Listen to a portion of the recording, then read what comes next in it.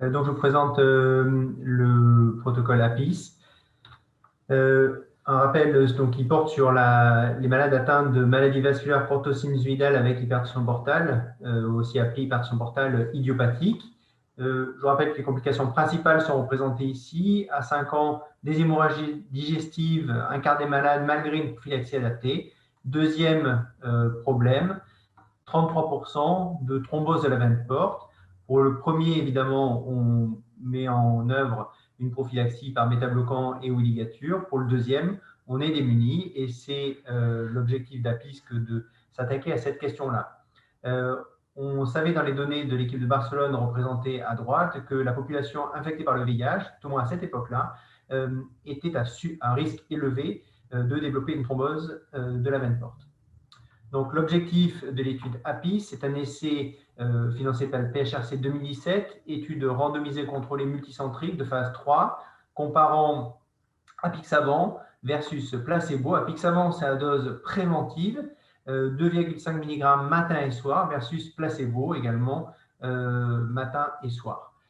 Une période d'inclusion de 24 mois et un suivi des malades durant 30 mois. Le critère de jugement principal, c'est l'apparition d'une thrombose de la veine porte ou d'une des branches porte, intra- ou extra-hépatique, s'il n'y en avait pas, ou s'il y avait une thrombose murale, le fait d'avoir la thrombose qui se complète ou qui s'étend à un autre segment.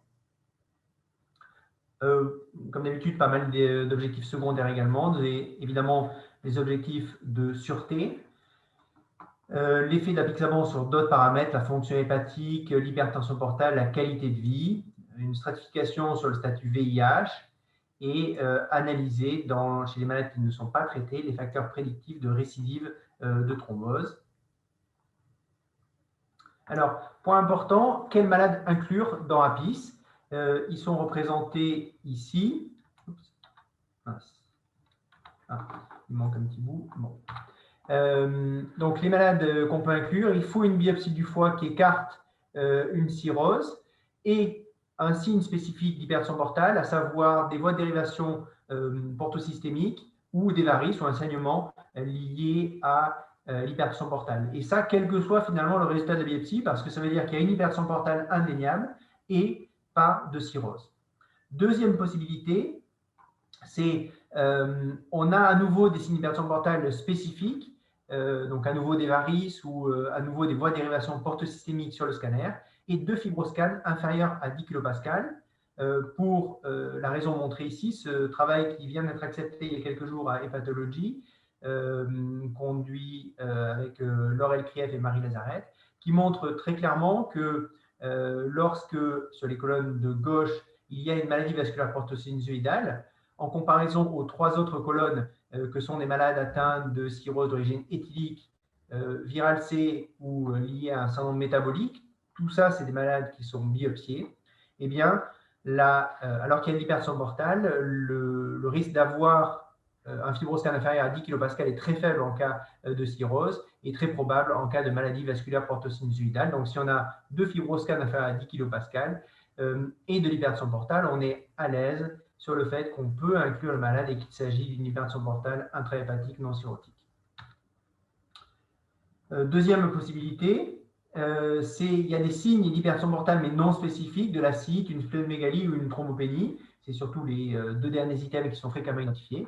Là, il faut une biopsie hépatique qui écarte à nouveau l'existence d'une cirrhose, mais une spécificité en plus, c'est la biopsie qui montre des signes qui suggèrent une maladie vasculaire portosinusoïdale, qui soit spécifique ou non, à savoir des vénules portes altérées ou un remaniement de l'architecture hépatique.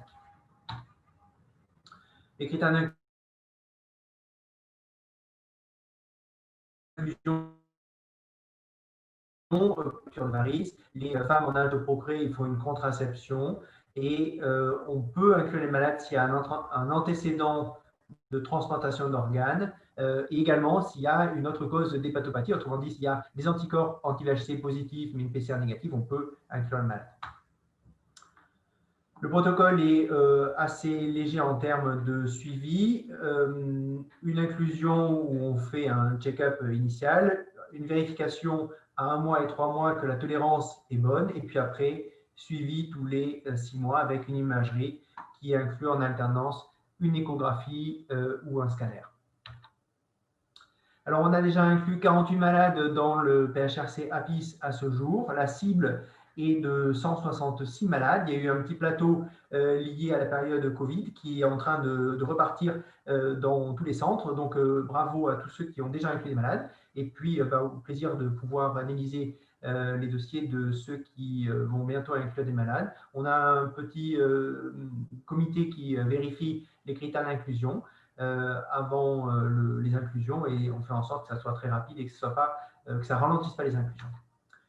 Voilà, un grand merci à tous les centres participants, à Fillefoy, à l'URC de Beaujon et puis à l'Association des malades et vaisseaux du foie qui sponsorise cette étude et donc je leur suis très reconnaissant. Merci beaucoup.